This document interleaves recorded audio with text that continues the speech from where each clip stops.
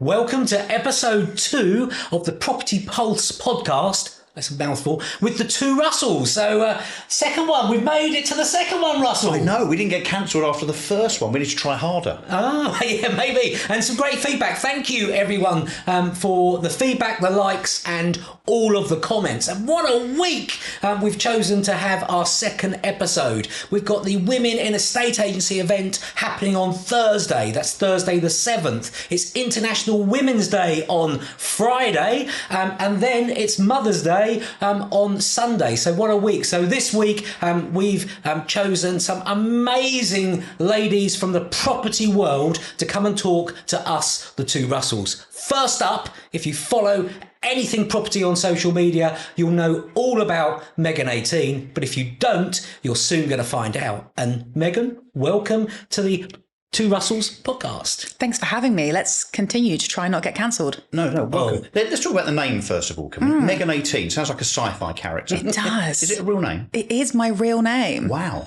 Oh, yeah, I know. Megan 18, it's very cool. It is you pretty were saying cool. People shorten it sometimes. Yeah, so quite often get called M18.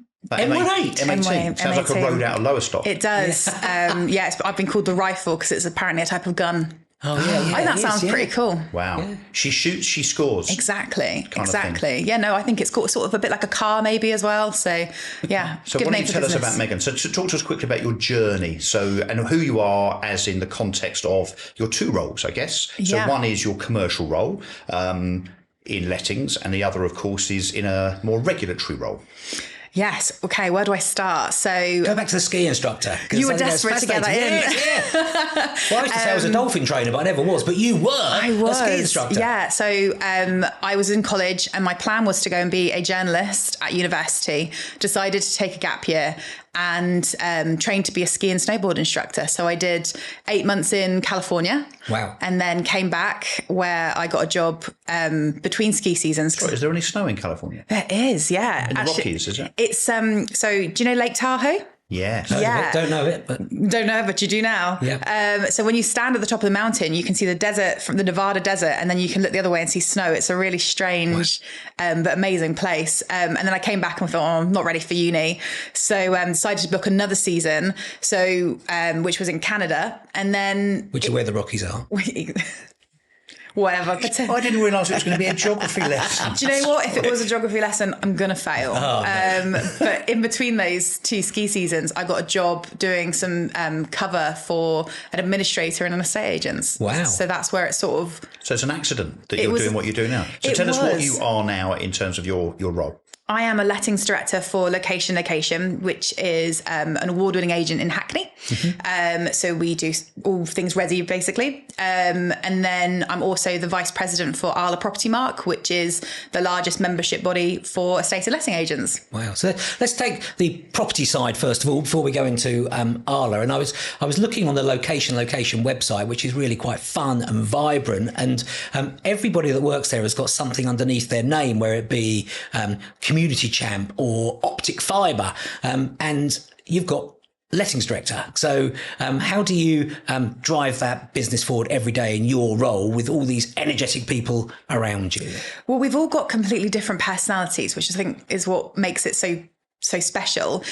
We all have our different strengths, but I think it's about bringing them all together and working the best way to move forward. We're quite an unusual agent. We're very community focused. So we spend a lot of our time, energy and resources in feeding that back, and then the community sort of almost like pays that back in dividends, really. And what is the pulse of the Hackney property market at the moment? What's the vibe there in Hackney at the moment? I think it's fairly similar to most of London, and to be honest, we hear the same thing across the whole of the UK.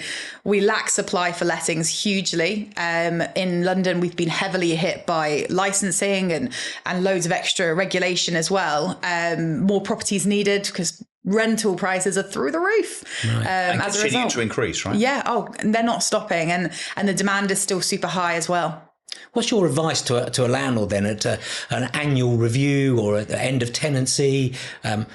Push the rent or keep a good tenant, or a combination of both? Where are you sitting on? I think that? It really because depends. It's a tipping point, isn't it? It is. It's a balance, isn't it? Because it does cost money to relet a property, so you have to sort of work out the whole process. I think it really depends on where you're at with your mortgage. It's also depending on how long your tenants have been there. If you've got a decent letting agent, they will do a full property MOT for you. And that will include up-to-date sales values, lettings values. And if you're stuck on a mortgage, they should be able to post you in the right direction for a good broker. Let's talk about ARLA. So what's the point of ARLA? My first question. I knew you were going to come with a spicy. What is the point of ARLA? I'm not saying that there isn't a point to it, but it would be great to hear from Megan's point of view, what is the point of ARLA? Why people should join? What is the benefit? And also why you got involved? Okay, just 3 questions there. What's the point of ARLA? So for us, it's about setting a standard for our industry. So we're considered a bit of a rogue industry. When you look at all of the polls of, how trustworthy people are, we rank so low. It's unreal. Yeah. And I think if we have a benchmark for professionalism, that only helps set the tone. So for me, that's the point of having something like Property Mark. Gone blank now, Russell. What was the second version? Well, hang on. Let me just ask a little ancillary question. So do you think that agents that are members of ARLA are better agents? No, not necessarily. But they should be, right? I think you have to look at this from a consumer perspective as well. That actually from a consumer perspective, when you go on holiday and you've got the TripAdvisor 5-star sticker, you're like, oh, okay, that's pretty good. Yeah. It's that same gold standard. Yeah, absolutely. So yeah. So why did you get involved? Because I remember your campaign, which I have to say, having been in politics for a little while as I was, you ran it a bit like a political campaign in terms of lots of awareness. You kind of put your head above the parapet. You won, crushed all your competitors. I think most of them bailed out, before it even got to a vote, didn't they? So the question is why you wanted to get involved. And tell us a little bit about that campaign and why you were so passionate about getting the position. So this was my 10th year as a member. And I'd been an executive for the areas that I work in and live in for a couple of years. For me, I wanted to go for the presidency because I felt that the average age for a Property Mark member in lettings is 43 and male. And I ran for the campaign at 33 and as a female. And I felt it was a really good benchmark for the next generation. So I think we've got some amazing legacy already in our industry, some incredible people. What happens when they retire? Because that next generation, and coming from a recruitment perspective, that next generation is totally different to the generations that have come before. And we need to start making property a little bit more sexy again for them because it's not there at the moment. And do you think you've managed to do that in your, what's it been, a year or so? Almost a year, yeah. A year. So do you think you've either made changes or tried successfully so far to kind of move ARLA a little bit in terms of its demographic and its appeal? Do you think you've done that? I think I've had a contributing part to that. If you look at the Property Mark 5 years ago v what we've got now, the only difference we've got really is a different collection of people representing it. And suddenly, people are wanting to be involved. The jobs for regional executives are hugely subscribed to when we put them out there. And I think that someone actually said to me at the last Women in Estate Agency conference, they were like, you've made Property Mark cool again.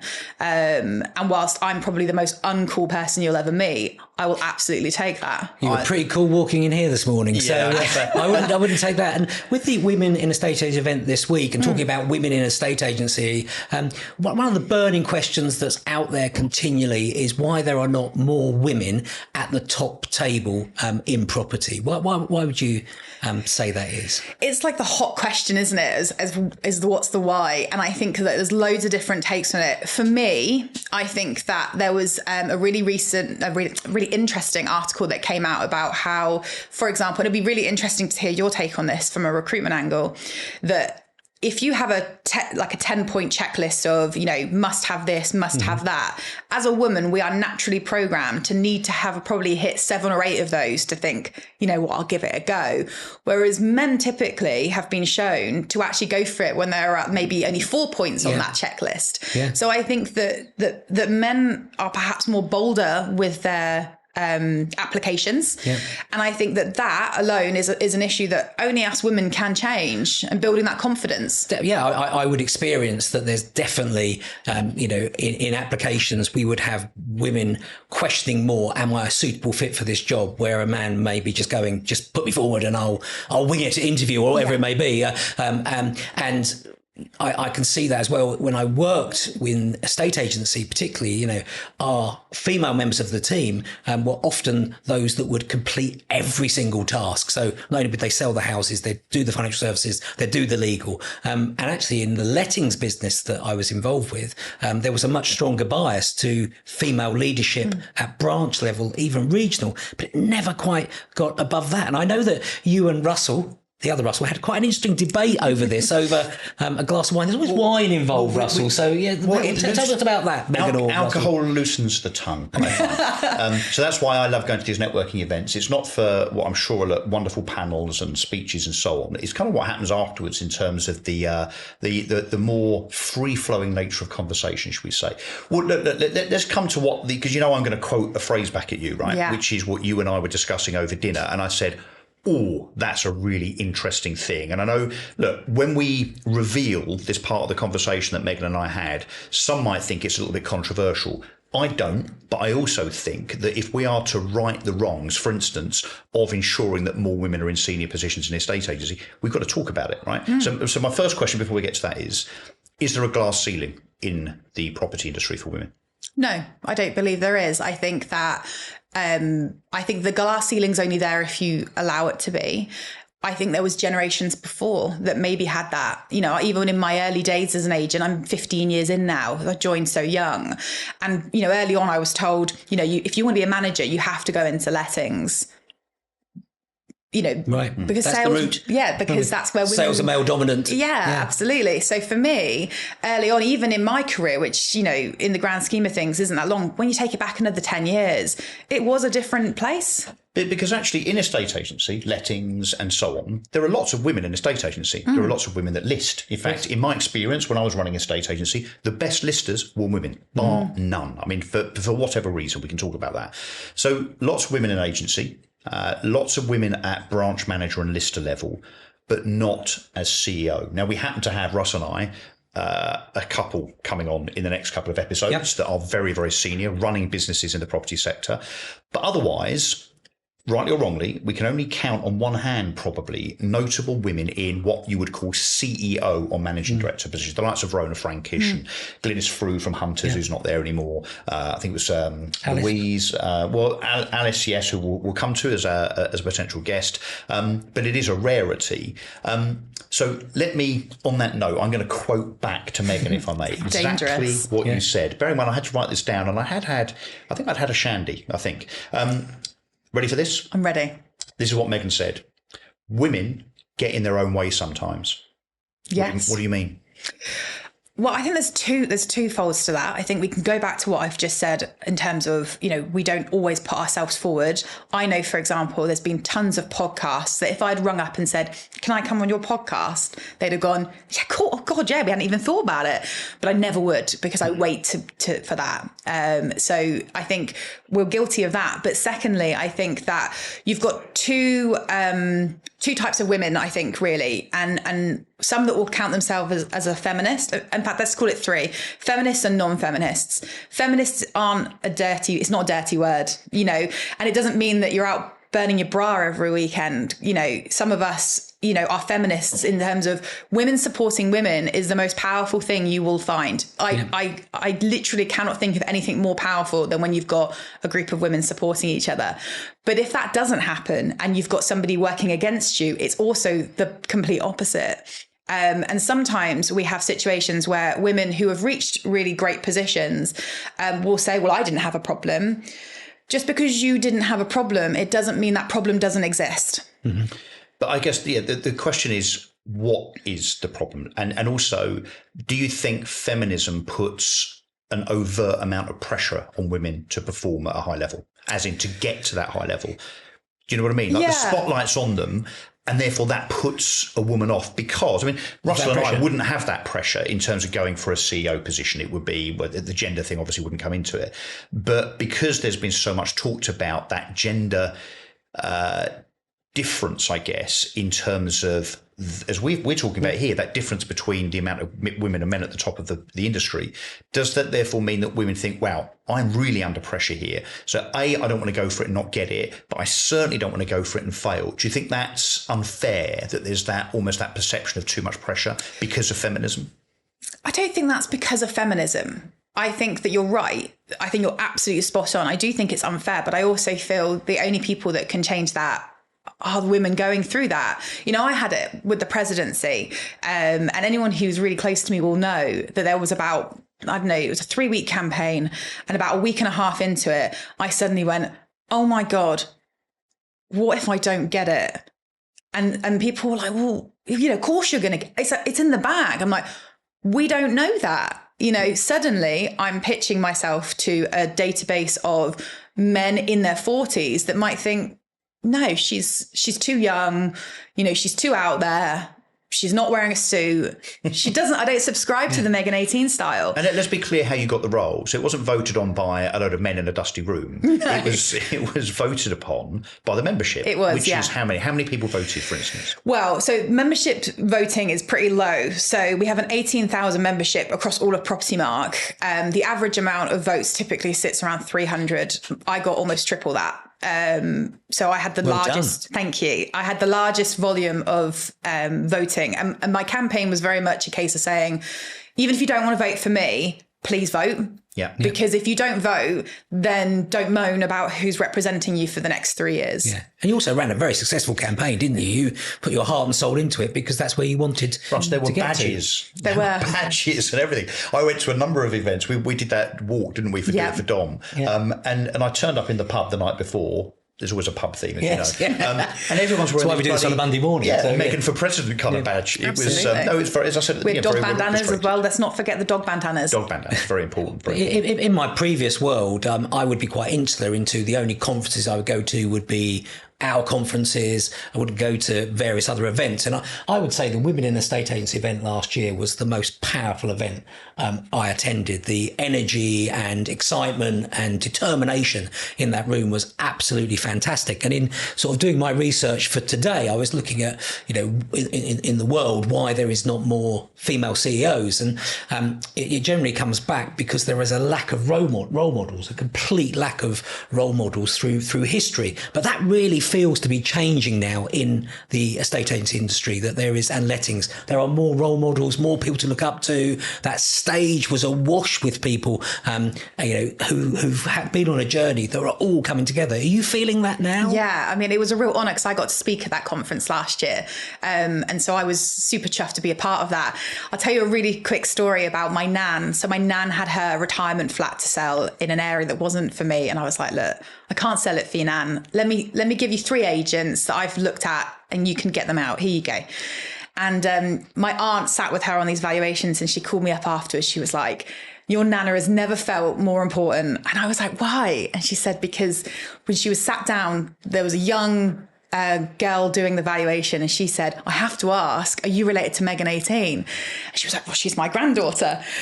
And she said, oh, you know, what she's done for women, like I feel now that I can do so much more with my career. And honestly, I can honestly tell you, having my nan ring me up, being super proud, that's got to be up there with being anything. And I think having that representation for females is super important. And that's why, you know, this presidency position in particular, you know, I'll be the youngest ever and female and a mum. And I think that sets a real tone. Brilliant. Okay. I hope this doesn't come across as too controversial. I mean, you know me, I wouldn't do that. Spicy. So a lot of people in these instances where we're talking about women in senior positions, whether it's estate agency or any other industry, the question of families and kids comes up. And the question of choice. So is it a choice? Is it just that most women just don't want the rigmarole, if you like, of, you know, late nights and business trips and so on? Because maternally, whether we like it or not, there is, let's say there's a maternal instinct in women that perhaps isn't quite as strong in men. Maybe that's a thing, right? We can argue that. So the question is, and again, without wishing this to be too controversial, I want to open this up again in the comments, whereby people either agree with this or disagree with this or otherwise. Is there a choice for a woman between having kids and a family or a senior high-flying career? I think it's a really valid question, and I think it's a difficult one to answer because I think you can have both, but it does come with sacrifices. So Dexter, my little boy, he's 6. He was strategically planned into my career. It was very much a case of saying, right, it's the tenant fee ban. I need a year out. Because I thought, I'll just see how this pans out, and then it got delayed by a year. So I actually went back into the tenant fee ban.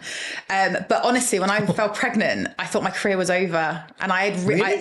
honestly. That's a terrible feeling to have. Honestly, but let me tell you, the moment I fell pregnant, I had, at the business I was at, people say to me, oh, when I fell pregnant, I lost loads of clients because they didn't think I was going to be around. Let's be clear, this is before location.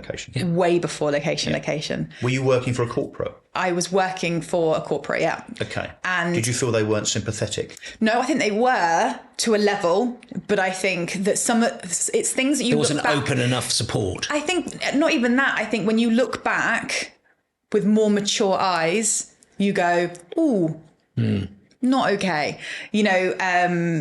So for example, it was, I didn't tell my clients that I was, people would basically find out I was pregnant and wouldn't want to use me. So I basically refused to acknowledge I was pregnant at work. So I used to wear big scarves and big jumpers. You didn't tell anybody for months. So I told the team. Because of that fear that you'd been told. Yeah, but I wouldn't tell my clients. Found out I was going on maternity leave a week before I went on maternity leave. Because you thought there'd be a break in the consistency of the relationship. Yeah, exactly that. So I would, on valuations, I would wear, big scarves, big coats.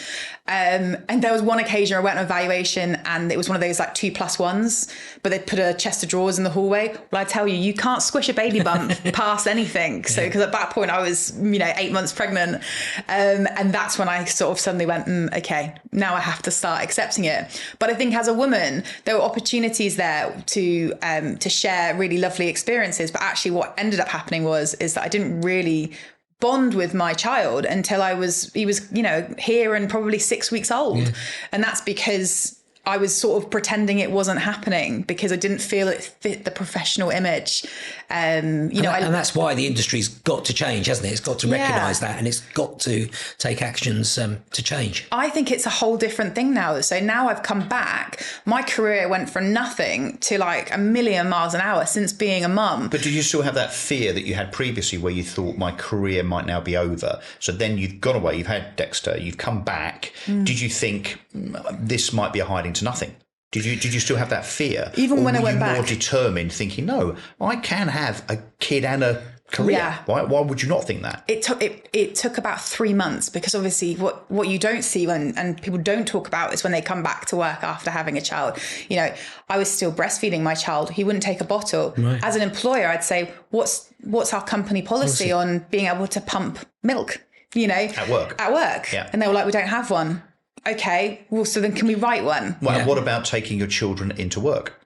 Well, exactly. And so my sister used to come meet me on my lunch break so I could feed my baby, but I used to sit in the toilet to pump milk because, I had to do that. Biologically, it was uncomfortable not to. But is it fair to say that most people, I was going to say most women, but most people would not be that determined and resilient? I think you have to have that level of determination to do that. For me, I've got a little boy and I wanted him to grow up thinking that women can do exactly the same as what men can do. Yeah. And so for me, I think every time I get that layer of, I didn't get to do that today, I think, well, no, because he's going to grow up knowing that, well, mummy's the breadwinner. Mummy brings the money home. It's normal to balance normal. Yeah. It's totally normal. Yeah. But you've got to want to do it. Yeah. And on Thursday, we're going to see some incredible women in a estate agency come together to talk about their journeys and how they're going to, hopefully take women forward within the industry. Yeah, it's going to be a good one. So in our last couple of minutes, we have decided, haven't we, that we should allow every guest to have their kind of minute or so as a little advert. But before that, so in other words, look at the camera, that one there, by the way, and just, talk about your business and why it's great. And perhaps if there's any, potential landlords watching, why they should use location. But before that, again, there's another thing that I'd like to do, if you don't mind. I'm springing this on you. Okay. I think what you said over the last 25 minutes has been genuinely inspiring as an individual that is determined to kind of 100%. Break down barriers and just to get shit done, if you don't mind me saying. What would you say in closing to inspire other women like you in the position you were in 7 or 8 years ago, let's say, just to get on with it and not to be constrained by what has been convention in the property industry, which is small amount of women in very senior positions. How do you inspire the next generation, Megan 18? Oh, that's a very good one. How would you inspire? We haven't prepped this. We did not prep for this. How would you inspire the next generation? How will you inspire How them? am I going to inspire? Look at the camera and tell them how you're going to inspire Well, that feels like direct eye contact now. I'm not sure. You can look at me and tell. I think that the next generation of women need to accept that you can balance work and having motherhood. I have the most beautiful relationship with my child, and I tell you what, there isn't a person in this world that could tell me otherwise. But it is also okay to go away for a night and meet some colleagues for a drink before a conference. That's totally okay as well. And I think that when you become a parent, you do lose your identity, and it's okay. And it will come back. And it is okay when you come back to the office and you cry because you've got to, pump out 5 ounces of milk that day and it's not working for you. All of it will come together, but you have to just stick with it and know that it's going to be okay and that millions of women have done it before us. Wow. Amazing. Megan 18, you've been an incredible guest for us. So as Russell said, before we depart and end, tell us about the next 12 months plan for location and what you're looking for within that business and also your vision for ARLA over the next 12 months. So start with location. I've just taken over the lettings department. I was previously more in an operational role. The plan is to grow the portfolio. We've got some incredible people there, and I think we've got some incredible things to offer the people. There's loads of good content out there that we can offer people as well. I think making sure that we're really connected with our community is going to continue to be one of our focuses for the next 12 months. At Property Mark, so come June, I then step into President-elect, which is the next one up. And my goal for that is to continue what my goals were through the whole way through this, which is to inspire that next generation of property professionals. Obviously, we've got Roper back on the table, so I'm really excited to see what pans out with that. Alongside that, we've been debating all sorts of things like, should estate agents be DBS checked?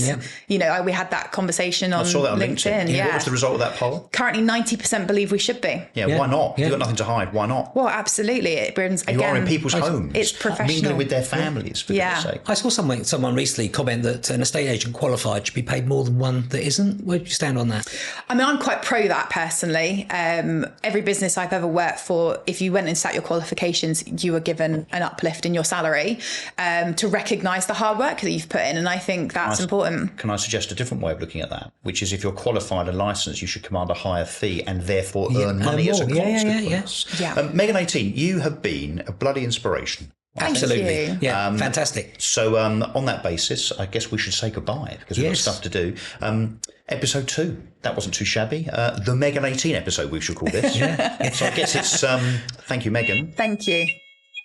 Oh, that's the cue to go. Yeah. That's the cue to go. We're out of here. It's goodbye from me. And it's goodbye from him.